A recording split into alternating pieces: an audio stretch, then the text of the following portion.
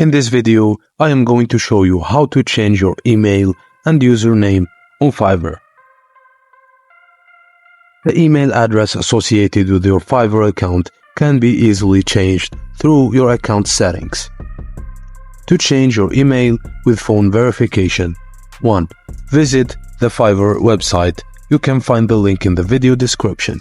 Log into your Fiverr account and click on your profile picture. Go to Settings and then Account. Input your new email address and their email, and then click Save.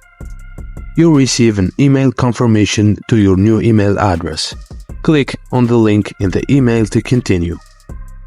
After clicking on the link of the confirmation email, you will receive an SMS phone code. Please enter it into the verification box on your settings page, and now you're ready.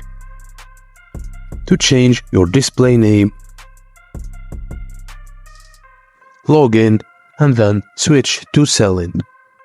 Click on your profile picture. Profile, click on the pencil icon next to the display name.